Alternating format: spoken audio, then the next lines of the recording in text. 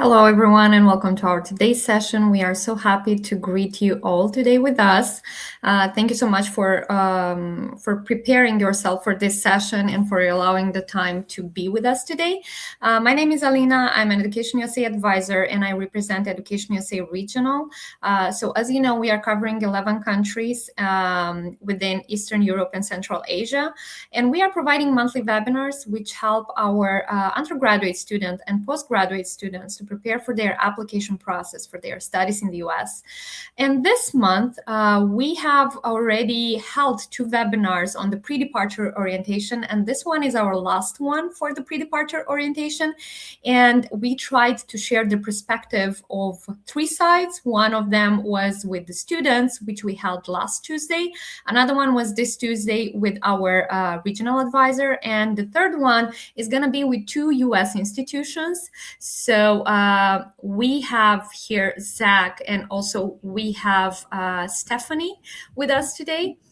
Thank you so much, both of you, for joining us today, and thank you so much for preparing the presentation.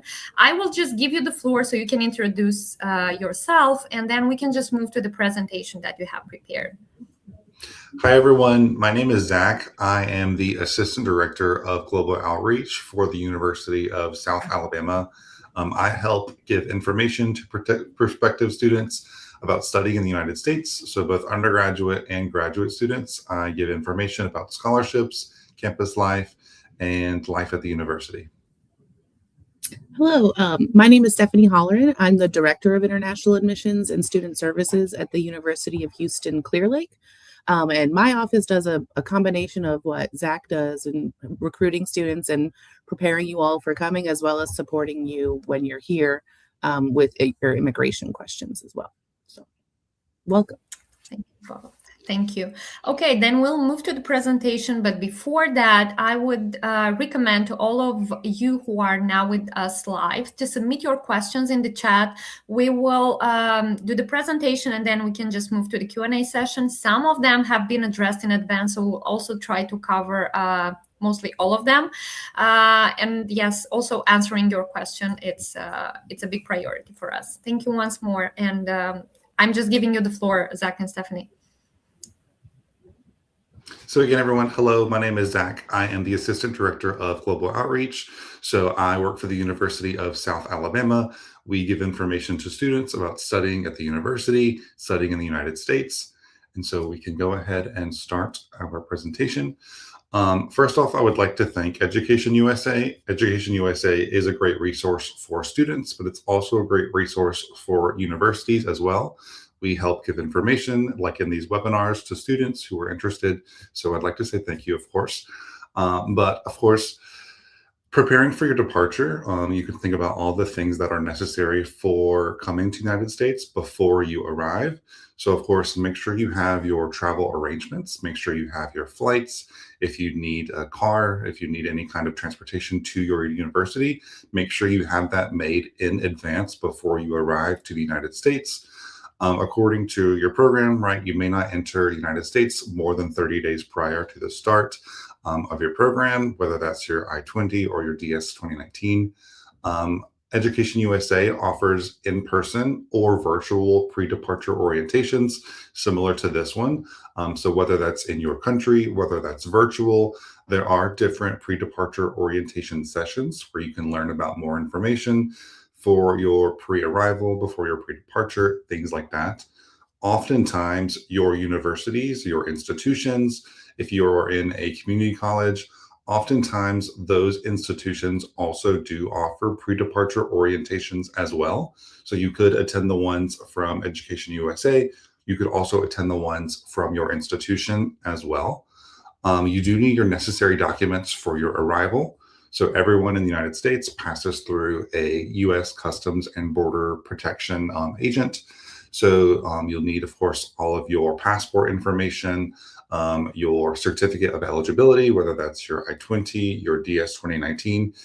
You'll need those documents. If you have any kind of contact information of your international student advisor on campus, you'll need all that information just in case, just to be prepared when you pass through that agent. And then once you arrive to the United States, you can report to your school. You can join your on-campus orientation. Oftentimes they tell you about the university, they tell you more about their policies, they tell you about all the things that you'll need while you're at the university. And you can meet your DSO, your designated school officer, and you can kind of get the process going of really being on campus and starting your studies. So when you're in the United States, right, you're in a new life, in a new culture, new campus, new classroom. It may be different from how things are back home in your home institution, your home country. So with that comes the idea of culture shock. There will be a normal part of culture shock in everyone's life who comes to the United States. It is a different way of communicating. It is a different way of interacting, a different language sometimes. So things can be different. Just know that you are not alone. Culture shock happens to everyone. It happens to people in the United States who travel to other countries. It happens to other people who travel to the United States. So there are different instances where you may feel out of place. You may feel some different change in the culture, but just know that is temporary and that is very normal for students, right? Another thing for undergraduate education, higher education in the United States, it can be flexible. So specifically with undergraduate studies, there are many options to change your major. So speaking personally, I started as a English major, teaching English. I decided that I didn't like it. It was not for me. So I decided to change to Spanish. I enjoyed that so much more. So it is possible to be flexible in your studies in that you can change like your program title, you can change your program major, right? Some of your institutions may offer things like living on campus or on-campus housing. That is always a great idea. It's a great option for students. You can be connected. You could be very close to campus. So it's very convenient in many ways for you living on campus, studying on campus as well. So I always recommend living on campus is a great option if you do have that option. In the classroom, of course, be ready to engage in discussions, ask questions, sometimes even debating your fellow students during lectures. Something in the United States, we like to have a very participatory style of learning. So not only will you have interactions with your professor, sometimes you may have interactions with your fellow students. You may have a discussion, a group discussion. You may even have some type of debates as well. So it may be different than the previous style of learning from your former institution, from your former place of learning. So it just may be different. So get ready for a small culture shock in a way. And then, of course, your professors, oftentimes there is an expectation of students to actively participate. Maybe in some instances, some professors have a lecture, some professors have the discussion aspect where they encourage students to ask questions, to kind of have a conversation more about the learning. One thing as well in the United States, professors have times designated to students to visit with students after the classroom session is over. So maybe, let's say your classroom with the professor is in the morning, maybe in the afternoon, you have something called office hours, where the professor is present in their office, available to ask questions to students, to discuss any assignments or any previous grading that has been done in the classroom. One thing that's very important is critical thinking, right? So sometimes the answers are not always straightforward. It may not be a multiple choice question and answer on your tests. It may not be true, false. There may be an aspect of more open-ended questions. So the idea of critical thinking, thinking about the answer, kind of thinking about more reasons, that can be helpful in your studies as well. Another point, group work is common along with individual assignments. So of course you will have your own individual assignments as a student, but sometimes you may be placed in groups or in pairs in your classrooms. So you can work together as a team, you can work with a partner to kind of come up and share information, but still provide your own input as a student. And then sometimes you're allowed to present that information, maybe let's say at the end of a project with your partners and with your group to the classroom. And then in the United States, academic integrity is serious. It's very serious. So we have policies, our universities, our community colleges, our institutions, we do have policies specifically for things like cheating, things like plagiarism. So we always want to show our own work in our classrooms. We never want to copy any work. We never want to take information that was said somewhere else and claim it as our own.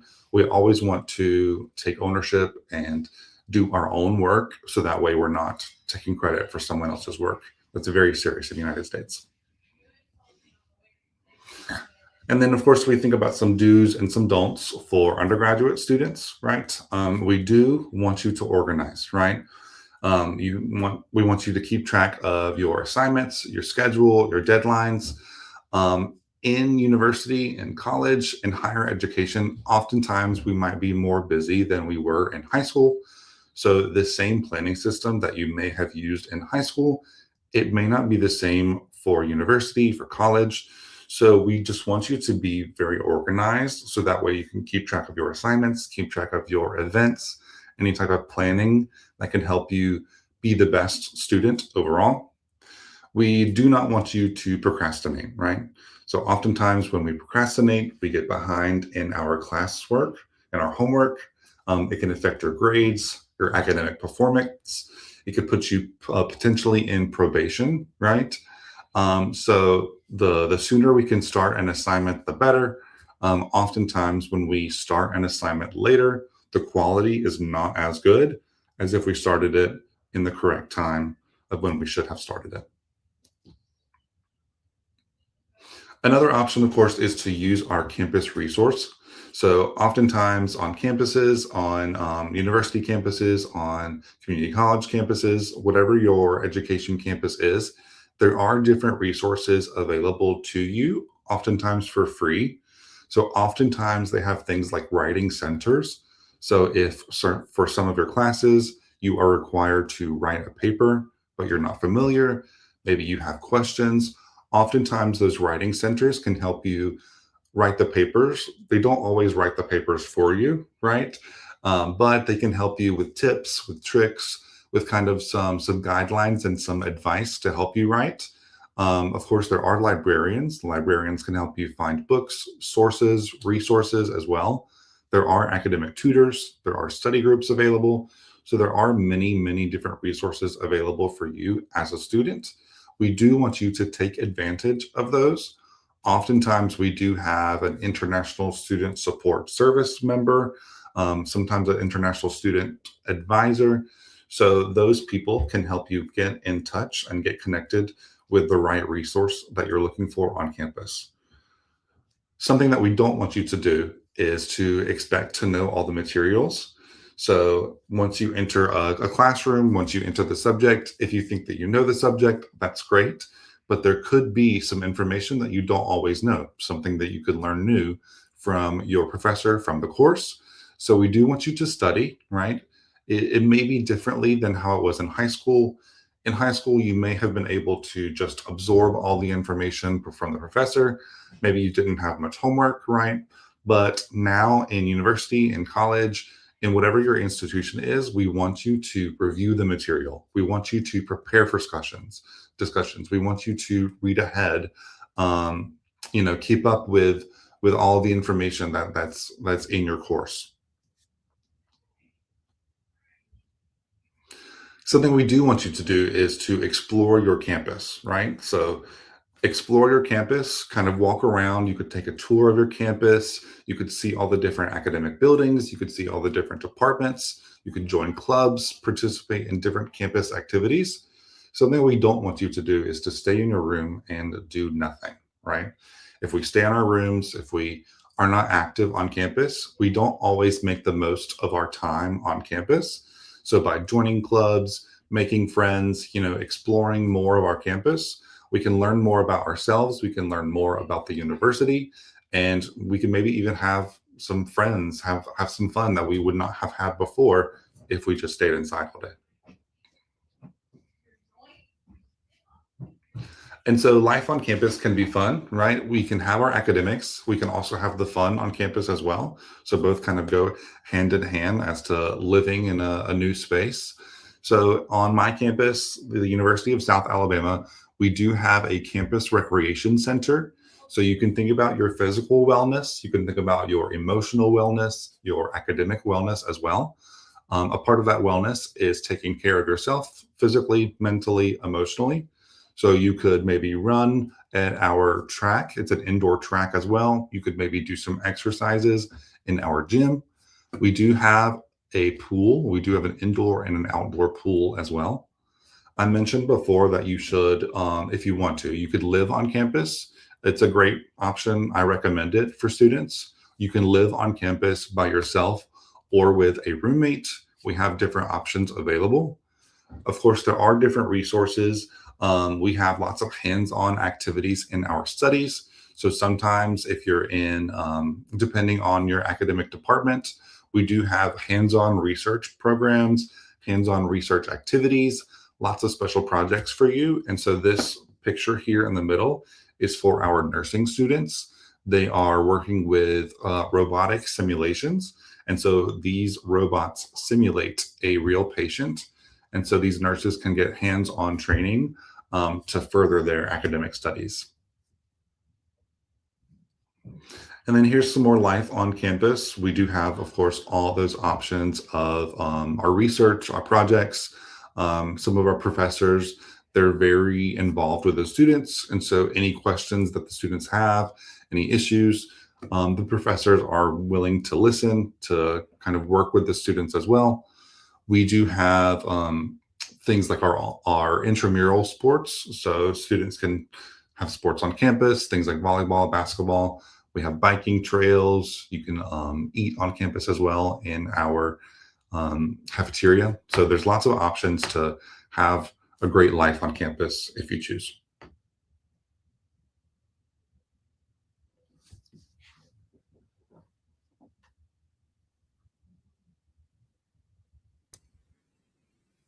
Okay. Hello, everyone. So I'm going to talk a little bit about U.S. graduate education. Some of the things are similar to what Zach was mentioning for undergraduate students. So just a little first week success checklist. Before leaving home, obviously you're going to need to obtain your visa, whether it's F1 or J1. Arranging housing. I know we do have a lot of questions about housing. So for graduate students, some universities may have graduate or family housing available on campus. At my university, most of our graduate students do live off campus in the apartments surrounding our campus. And I do know that they find those types of housing either by connecting with each other before arriving, or using different search engines like apartments.com, or simply searching apartments near the campus on Google and looking for them that way. Some campuses may have an off-campus housing office that can help you find housing that suits your needs as well. Again, prepare your travel documents. You want to make sure that you have your I-20 or your DS 2019 and your passport. You could also bring a copy of your acceptance letter with you in your carry-on baggage. You want to make sure you do not check your passport and I-20 or DS 2019 in your checked baggage, because that will cause a delay at the airport when entering the United States. Set up your finances. You want to make sure that you're having a good amount of cash in US dollars before you leave your home country and come to the United States. So that can either help you pay your tuition in cash if you're not able to set up finances quickly before your tuition payment deadline, or just having money available for housing and food and different things like that as well. So after you arrive, many of you will have to do what's called an international student check-in with your international student office. Many schools require orientation for international students. You'll get your student ID. Your university can help you set up a bank account. Purchasing a phone plan. Many students actually end up doing this before they leave, and we can put a link in the chat to one such company that does ship you a SIM card to your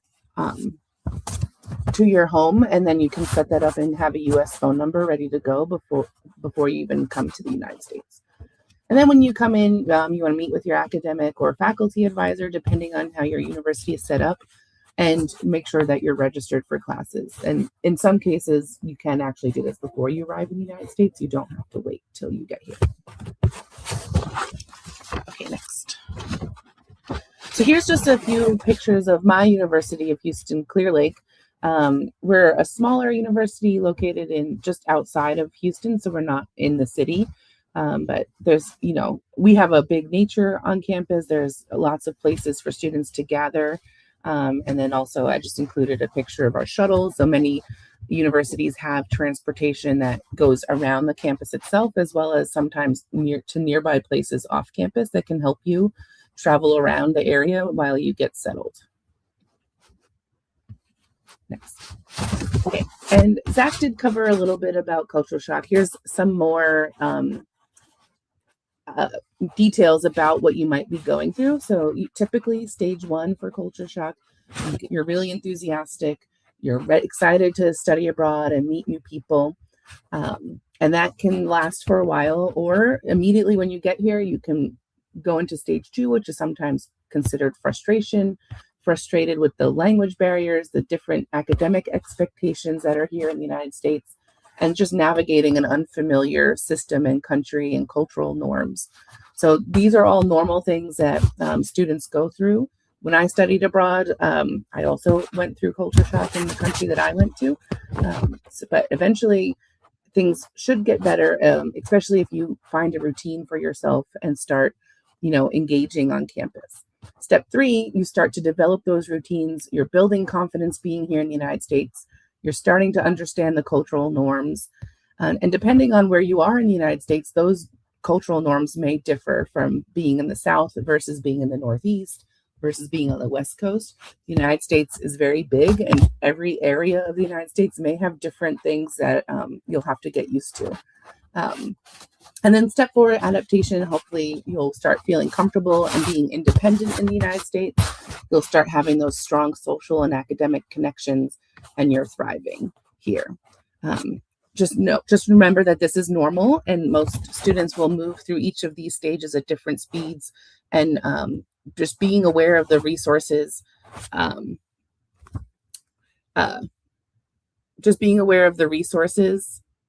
that you have on campus. So what makes U.S. graduate education different?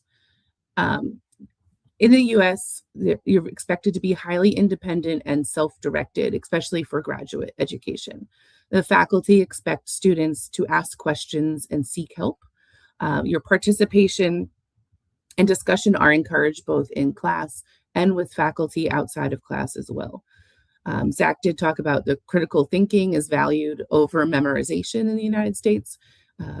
Depending on your program, it may be very heavily into reading and writing papers, or if you're in some of the science fields, very STEM focused and research focused as well. So there's not a lot of memorizing and sending that information back. You have to really think and develop thoughts and ideas. And again, time management is essential as well. Many graduate programs, their classes are maybe at nighttime to accommodate U.S. working adults who might be in your program as well. And so that may mean you might have all day to do your coursework or get a job on campus, or if you're a research assistant or a graduate assistant, being able to have those types of that time to focus on your work plus also your schoolwork.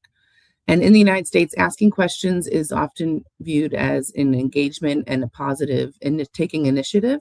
It's not a sign of weakness to ask questions that are, thoughtful and engaging, so that you can better understand the material, as well as just talking to faculty and your peers in your classes. And yes. Okay. So faculty relationships. So especially in graduate education in the United States, that relationship with your faculty is very important. So just at some universities, there may be an academic advisor and a faculty advisor. At the University of Houston Clear Lake, for our graduate students, we have both. And an academic advisor is a professional advisor who can help you make sure that you're meeting the requirements to graduate and following the plan. A faculty advisor can really help you customize your plan of study and to help make sure that it meets your professional and research goals. We talked about office hours. They're designated times for students to meet with professors. Attending office hours is definitely encouraged. You don't need to be struggling academically to visit with a professor, and they can be used to discuss coursework, your research interests, career goals, or any other graduate school success strategies. When you're meeting with faculty, before the meeting, you need to make sure that you prepare your notes and emails. You have specific questions you want to ask faculty and bring any relevant materials that you would like to discuss. Faculty really appreciate students who arrive ready for the conversation. So for example, instead of saying, I don't understand the assignment, you can say, I've completed these sections, but I'm struggling with this research method. Can you help me understand the next step? So instead of being more broad, have a specific question that you can help them as well. The other important thing is communicating professionally by email. You want to make sure you use a polite greeting. You can say Professor, for example, if I was a professor, you could say Professor Holleran or Dr. Holleran, even if you don't know if some faculty may not have a doctorate when you're talking with them, or they might prefer that you call them by their first name. But to start off with, just saying professor and their name or doctor and their name is the best way to do that as well. If you're using AI to help draft your emails, just remember to proofread and edit that. Okay, next. So here's some samples of classrooms and a lab at UHCL. The one on the top right is actually my alma mater, Binghamton University in New York. I wanted to show a larger lecture hall. Some universities have larger lecture halls, and we have smaller ones at the University of Houston Clear Lake.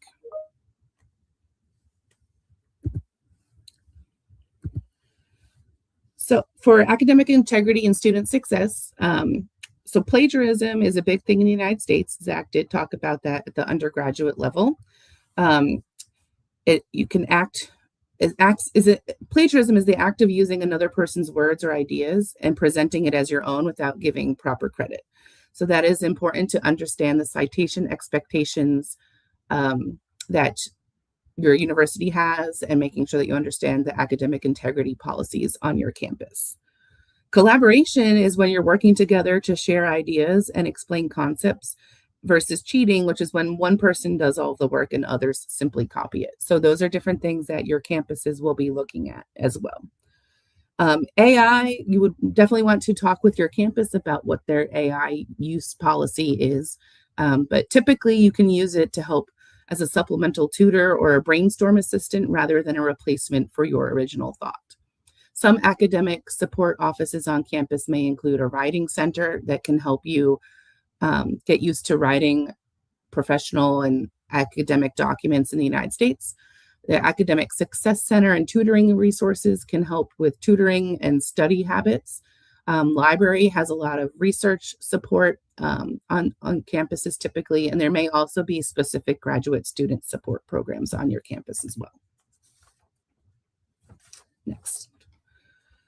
On campus, there's also a lot of support for professional development. We have career services that can help with professional networking and creating events on campus. There's LinkedIn and professional branding support, making sure that your LinkedIn shows what you're doing in the United States, but also being careful with what you're putting on there in terms of immigration stuff that may come up in the future. Some schools have graduate student specific organizations that you can join. You also have opportunities to publish and go to conferences with faculty, and many universities have teaching and research and graduate assistantships that are available on their campus. As another part of being healthy and happy in the United States and getting through that culture shock is keeping an eye on your health and wellness. Many universities have campus recreation that is included in your tuition and fees. So if you're already an active person, if you do yoga or you run or you do other types of things, make sure you do that same stuff here in the United States. So that way you still have build a healthy routine. Health insurance, many schools require that for international students. Other things on campus is they have health centers, counseling and psychological services that can help with stress management as well. So definitely using all of those campus resources that are available to you. Next. Oh, here's another picture of some of the University of Houston Clear Lake. Again, we also have an indoor track and a picture of our dorms. And then our mascot, Hunter the Hawk, over there sitting in our library, as well as there may be events on your campus that you can join throughout the year where you can engage with all students and staff. And especially if you're bringing your family, typically you can bring your family to some events on campus as well. And just some more things that are happening on campus is even as a graduate student, it's, you're focused on your professional and your career goals with your major. But we definitely want to still get involved with some student organizations. There may be cultural and international clubs that are specific to your country, or just as an international student in general that you can join. There's definitely ways to get involved as leaders on campus, and volunteer opportunities that your campus may be offering as well. I do also want to mention, I didn't put it on these slides, but the other resource on your campus is the International Student Services Office. They're there to help you with the immigration compliance and helping you adjust to the United States. So definitely, if you have questions about your status in the United States, those are the go-to people for asking those questions. And the benefits of getting involved on campus is that you build friendships, you can network and meet peers in your program of study or even outside of your program of study, improve your communication skills, and it just makes it a little bit easier to be here and be so far away from home. Here's a little bit of activities on campus and just getting involved. The top right is the University of Houston, because my university we don't have sports, but definitely going to see some American sports games might be a really cool cultural experience for you all to attend. And of course, the end goal is to graduate and get your degree and go on to do great things. The first month success plan. Again, attend all orientations, meet your faculty and academic advisor early, learn about all the resources, connect with the other students from all over the world, ask questions when you're unsure. And for me, the most important thing is establishing a healthy routine so you can, get acclimated to the United States. And just remember that you belong here, ask for help early and often. Education in the U.S. values curiosity, initiative, collaboration, and critical thinking. And your transition to the U.S. is a process. It's not a test that you're going to pass or fail. It is what it is. So you're going to do great. Okay. Thank you so much, Stephanie and Zach. Really appreciate the presentation. And I'm more than sure that everyone who's with us now, they are really looking forward to the Q&A session on all the, they are definitely expecting the answer to their questions. So we have a few of those questions in the chat. We can answer those, and then we can move to those that we've got before the start of this session. So one of the first question was, could you please tell me how long it takes to change from an F2 visa to an F1 visa? I'm not sure if both of you can answer to this one. I'm more than sure that the consular section can answer, or if you can do that. Yes, Stephanie. I think so. If you're in the changing from F2 to F1 while inside the United States, I think right now can average anywhere between 6 to 9 months. As an F2, you can attend school part-time, university part-time, and while you wait to change to an F1. But I would say that change of status right now is taking a minimum of 6 months, I would think. So, okay. Zach, you wanted to add something here, or we can move to the next one? I think Stephanie got it. Great. Thank you. Then the next question again about visa. My visa and DS 2019 program end date are both July 30, 2027, next year. Am I allowed to remain in the US for an additional 30 days under the J1 grace period? Could it cause any issues when leaving? Currently, that is correct. You can leave. You can stay 30 days after your program end date in the grace period. It shouldn't cause any issues leaving as long as you're leaving within the grace period that's allotted. Okay, good. Then we move to the questions that we've got before the live from the students that have registered for this event. So one of the questions was what documents to prepare for U.S. board control when you arrive or departure to U.S. Just wanted to quick add here that we had this Tuesday a session, again, a pre-departure orientation with our advisors, and there we have listed the list of all the documents that you need to prepare when you are arriving. Maybe something from Zach and Stephanie about the departure, yes, if the students go back to their home country maybe, or something additional they need to know.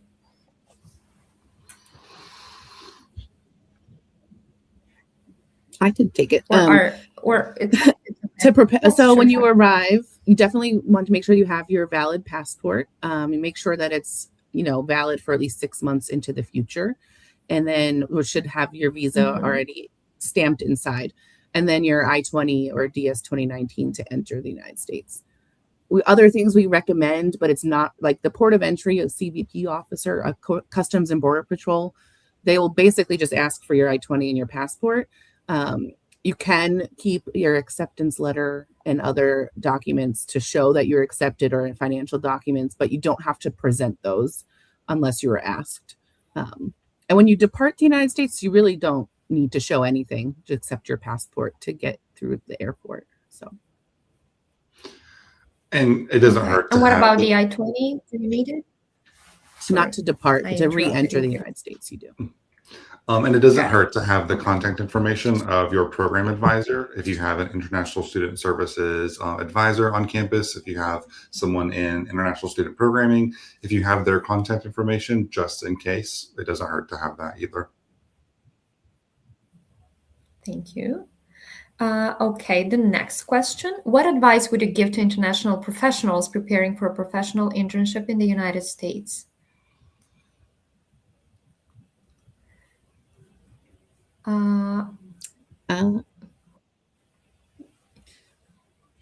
So I can speak from the F1 student perspective. Okay. Typically for F1 students, if you're coming into the United States, you're not able to do an internship until you've been in F1 status for 1 academic year. So say you're entering this fall, you would potentially be eligible starting in summer of 2027 to do an internship. However, there is some programs that may require you do an internship right away. As a graduate student, you could do that. As an undergraduate student, you would have to wait the full year. So it's definitely very specific to your campus. So definitely, I would talk to the International Student Office about their policies on internships to find out more. I would also definitely connect with career services on your campus to help update your resume to the US style. And they can also help you with interview tips and practice with you. So that way you can get comfortable with interviews. And attending your campuses like career service fairs and internship fairs to find an internship. And also faculty can also help you. They may have connections in their industry local to your school that can help you get connected with a potential internship during your studies. So that would be my advice for that. I think students could maybe research their companies before their internship starts. So maybe researching the company, researching the culture. If your company requires a specific attire, maybe like formal business wear, you could research that. You could research kind of how the culture is at the company that you're working for, whether it's more laid back, whether it's more kind of in a business setting. So I think doing those things kind of helps you be more prepared. It makes you maybe feel less unprepared than before you start the internship. Like go through the campus resources, the career center, they can help you give a lot of tips as well. Thank you. Another question, different than those we had for visa. It's about health insurance. How does student health insurance program applies for sponsored students?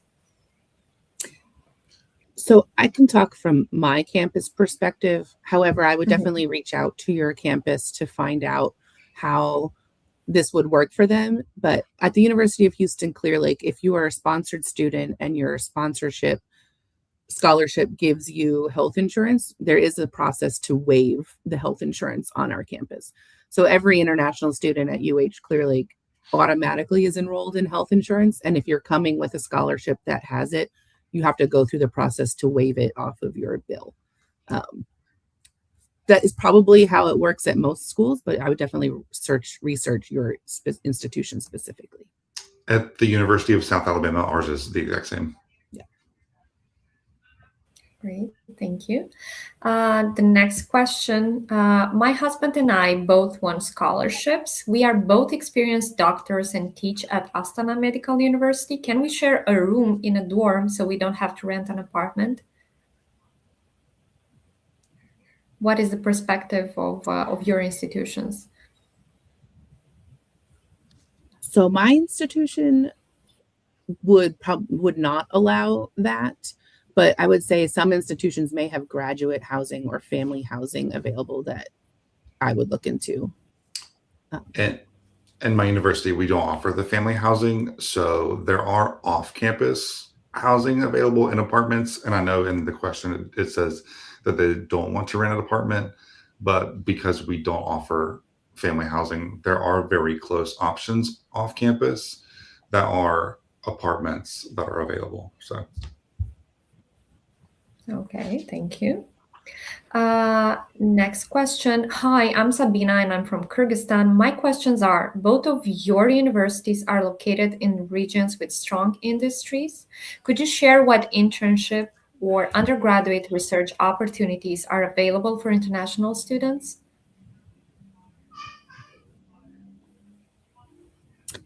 Sure, I could go. So I am Yes. in Houston, Texas, and we have the Houston Medical Center. So a lot of our students who are in healthcare administration will get internships in a lot of the hospitals in the Houston area. We also have big nursing program where students can do their clinicals and get jobs in the nursing in the area. And we also have internships with a lot of engineering and oil and gas companies that undergraduate students get to go to. And also work very close to NASA, the space, like where mission control is for the astronauts. That is a little bit harder for international students to intern with because they typically require US citizenship, but there are other aerospace types of opportunities in the Houston area as well. And as well as research in biology and biotechnology is another big area in Houston. And my university is the University of South Alabama. It is located in the city of Mobile in the state of Alabama. Mobile is Alabama's third largest city. It's in the southernmost point in the state. And so it faces the Gulf of Mexico. So we are Alabama's major port city. So we have access to like international trade, shipping, different industries there. There is an Airbus airplane factory located in Mobile as well. There is a shipbuilding company as well where they build ships and submarines. We do have some engineering firms in the cities as well with some like steel plants as well as some chemical plants also. So there are options for those industries. And we also have 3 hospitals with our university system, our health system. So there's different options, whether it be engineering, whether it is kind of more business like shipping, logistics, supply chain management, and healthcare as well. So there are different options for industries. Okay, that's impressive for both of the institutions. Thank you. Okay, the next question. What separates students who succeed from those who struggle in graduate school? What skills should I develop before starting my master's program? How much time do graduate students typically spend on studying, I suppose? Stephanie? I would say someone who is not, again, not afraid to ask questions and get the support that you need when you're here, especially if you're struggling with, all the reading that you may have to do or all the papers you have to write. Like starting early before you have a problem and getting that support, I think is something that would help someone succeed. um, Skills to develop before you start, I think,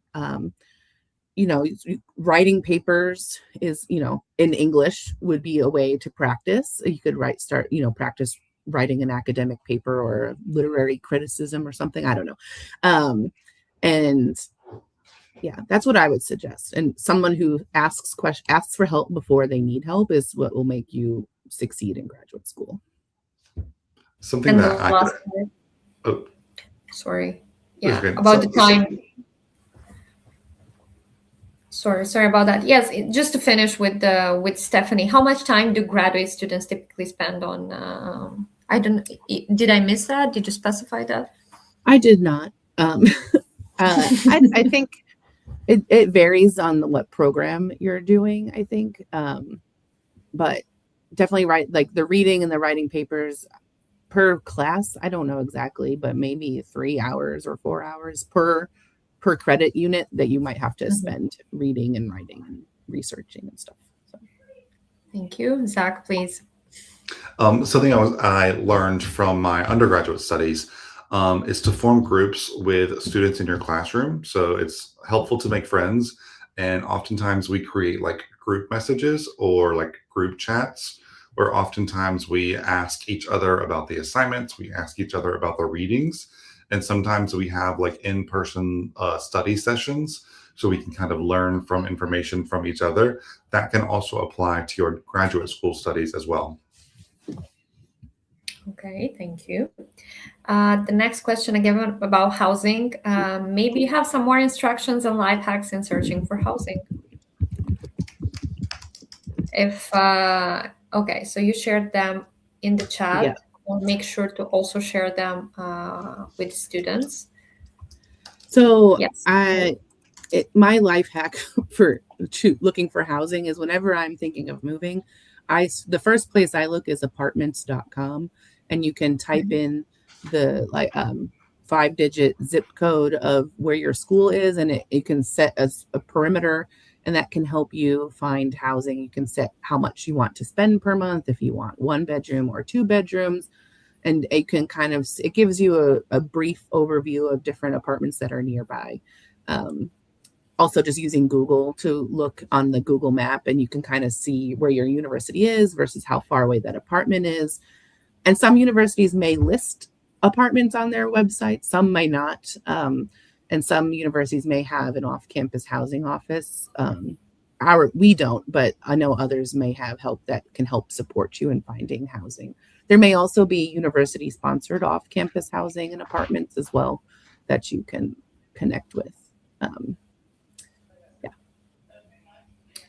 At my university, we do offer like traditional on-campus housing of like not an apartment style. So rather than like having a kitchen and living room, you could have just a bedroom and a bathroom.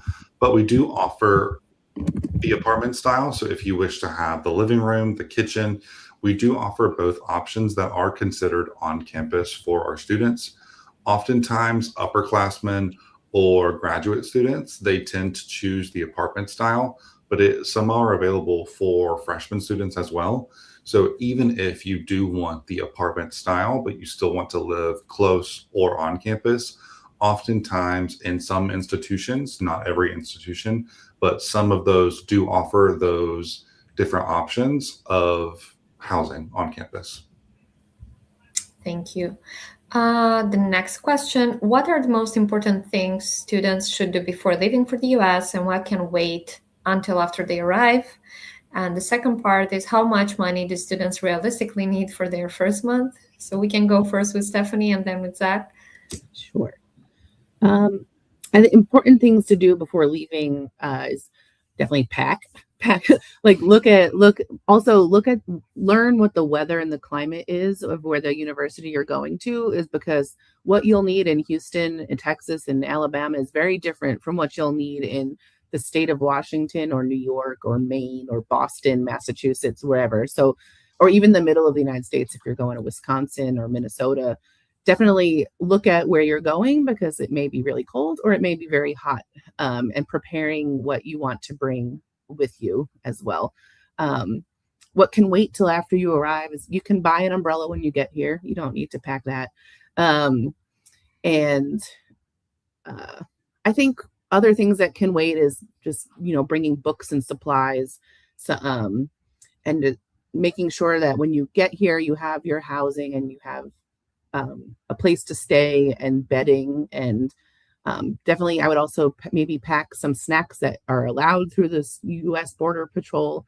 That can, if you're arriving late at night, many international flights arrive not later at night when stores may be closed. So having some snacks and food that can get you through to the next day. Realistically, during your first month, you may need to pay your tuition and also housing and food. You probably need like at least $1,500 to $2,000, I would say, US dollars. And you want to make sure you have that with you or have a way to get it once you're here, and do an exchange either in the airport or have it already before in your home country. You might better get a better exchange rate at your in home before you get here. So, yeah. I think before leaving the US, of course, have your planning of your travel arrangements, how you're arriving to the United States. I think you should have your housing set up before you arrive to the United States. Those things are the definite things. I think the things that can wait are like the more shopping things, like Stephanie mentioned. You can buy your umbrella, you can buy your bedding, you can buy all of the kind of supplemental things afterwards. Like my university, we offer a shuttle to different grocery stores, to different like shopping stores. So on Saturdays, we do offer that transportation that's free for students. So you can buy all the things you need for your dorm. You can buy your bedding, you can buy your bath materials, your bathroom, like your shower robe, everything like that. I think that can be done after you get to the university. But the most important thing is how you arrive, when you arrive, things like that. The money question, I think most university campuses can offer like an ATM on campus. So if you're ever like short of money, you can always have the option of using the ATM. You want to make sure that your card will be available to be used. So like talk with your bank, make sure your bank knows that you'll be using your card during those months. So I think having that and then having the ATM as maybe a backup is important as well. Thank you. The next question, and I saw the same question in the chat. We were just about to put that on the screen. As an international graduate student moving to the US with my spouse and two young children, what advice would you give to help our family adjust successfully during the first few weeks?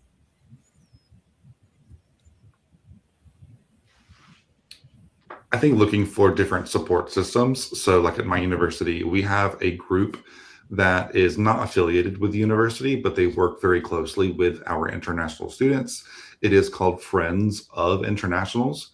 And so oftentimes we can provide really any type of support for those families, for those students. We have different social events.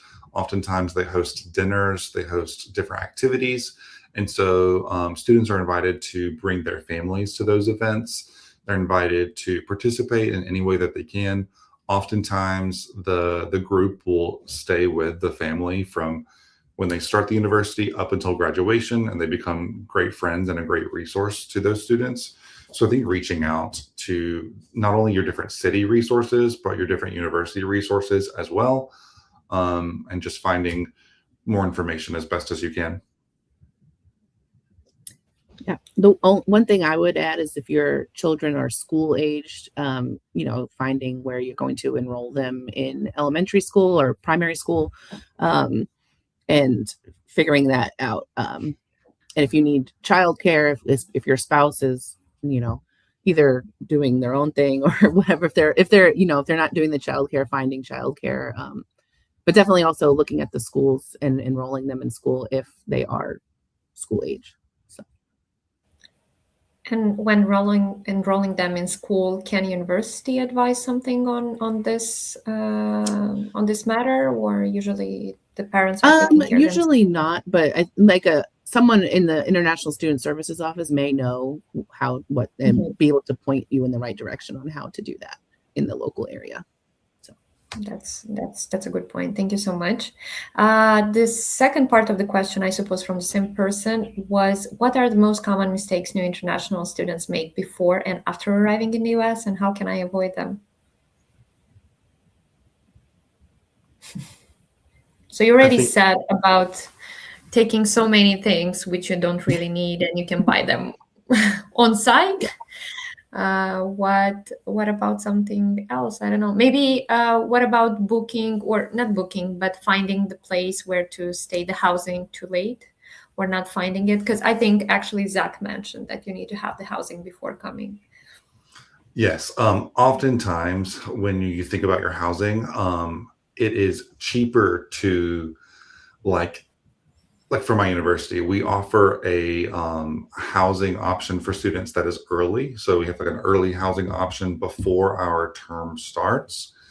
Those rates and those fees for the early housing might be less expensive than a hotel. So if you think about how much a hotel costs in the United States, it could be hundreds of dollars that add up, day by day by day, depending on where you are, depending on where the hotel is located.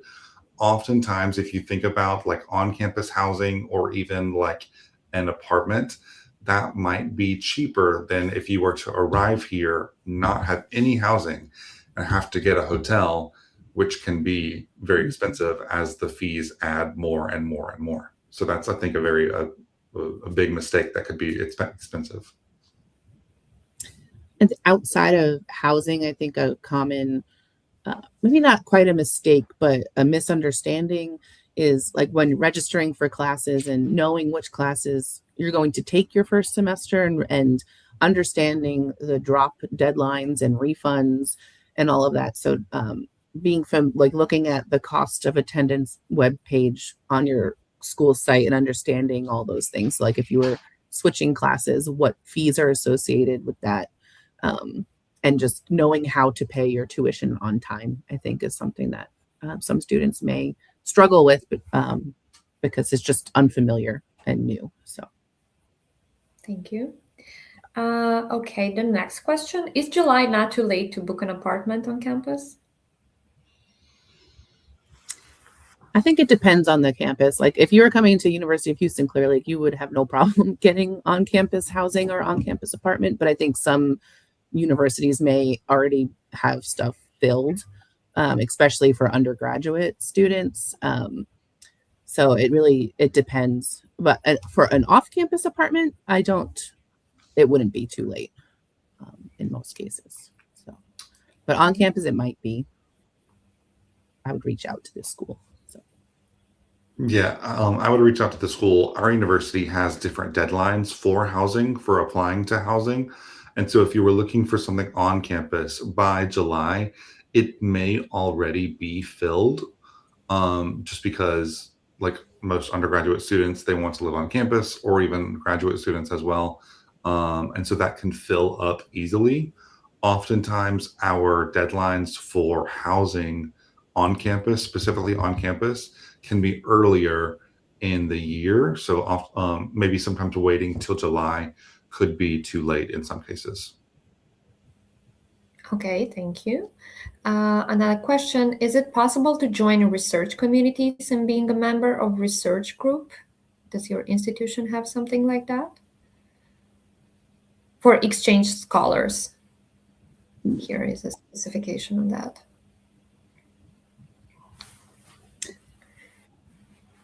I don't believe we have something like that.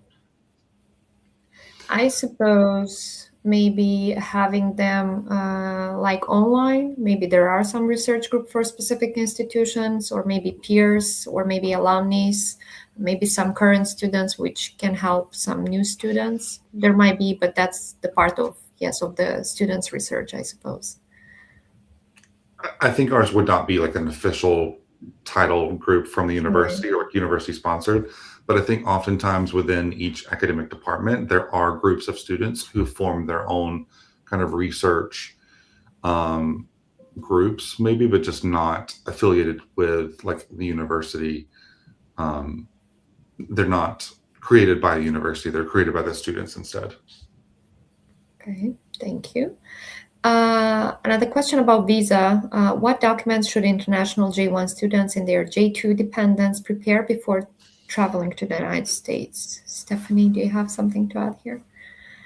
It would be your passport, the visa, and your DS 2019s that you'll need to enter to the US. And again, just make sure you put it in your carry-on luggage, do not check it under the plane. That's really what you would need. Yeah, great. The next question, what important things need to be done in the first 1-2 weeks after visiting the USA? What is the easiest way to open a bank account, get a SIM card, and solve other household problems? So we already gave you some tips on the SIM card. What about the bank account? So maybe if you could, both of you can specify something here. Yeah. So many banks, it's a common misconception that you would need like a US Social Security number to open a bank account, but as an international student, you don't at many banks. So many banks will simply take your passport, visa, your I-20, your DS 2019, and then the I-94, which is a document that you get after you enter the United States that shows your name, your status, and how long you can stay in the United States. And they can help open like a student account that has very low fees in most cases. In some universities, during orientation for international students, may have several banks on campus to help you, and you can choose which bank to use. Most universities won't tell you that you have to use this bank, but the account openers at the banks, typically in the area around your campus, are probably familiar with helping international students open up a bank account. But the things that you'll definitely need is proof of where you're living. So like an address, either whether it's your campus address or your off-campus apartment, like a lease or like an electric bill, I-20, DS 2019, passport, visa, and your I-94, and then they can help you open a bank account. So that's the easiest way to do that. We both mentioned having like an in-person, the on-campus orientations. Oftentimes, a lot of this is covered in those orientations. So sometimes your international student program officer, whoever is working in your international student services, they can kind of go over this information with you once you get to the university. So that's oftentimes covered. They kind of give you tips, maybe some local advice for like where your university is located and how it's done with most students. Thank you. A question in the chat. My research internship will take place in winter. My children will be with me. I would like to ask if they can go to school during this time. I suppose that was vacation, where my research internship will take place in winter. My children will be with me. Just thinking about the schedule in the United States, oftentimes our school schedule stops in early December.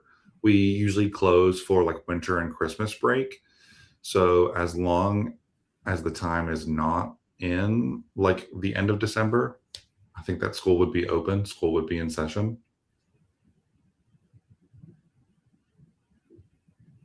Yeah, I think it would depend on whatever where the school and if they can enroll and how long the internship will be. I think will also depend. So. Okay, thank you. The next question, are there any legal or lease restrictions on how many people can live in an off-campus apartment? For example, can more than 4 people live in a 2-bedroom apartment?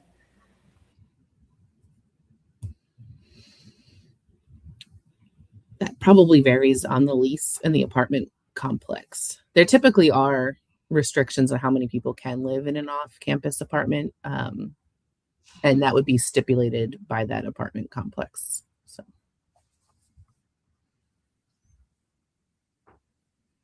Okay. There would be And the last information one in the lease, yeah. chat, can I sign? Okay, thank you. Can I sign a lease before arriving in the US if I only have my passport and F1 visa as an incoming international master's student?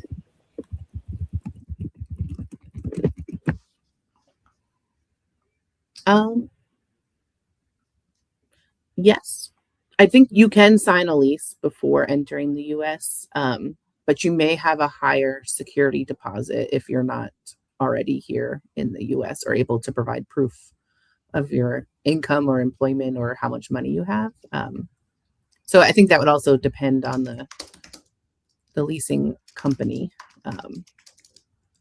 But yes, you could legally sign a lease before entering the US, but I think it would depend on the management company of the apartment. Okay, great. So I think we're done with all the questions. Thank you so much for answering all of them and for covering all of them, both Zach and Stephanie. I really appreciate, and I really hope we answered and we covered all the questions the students that were with us live had. And in case if someone will watch afterwards, they can also leave the questions in the comments for this video. Otherwise, you can reach us or do a consultation with us. We would gladly help you. Thank you once more for your expertise and for your time today, for doing such a great presentation. And good luck to all those who are preparing for their departure to the United States. You did a great, great job. We are so proud of you. And enjoy your time, enjoy your academic year. I'm more than sure you'll have such an awesome experience. We are here to help in case if you'll still have some questions when you get there. So yes, success there. Thank you, Stephanie and Zach, once more. And I wish everyone else a great, great evening.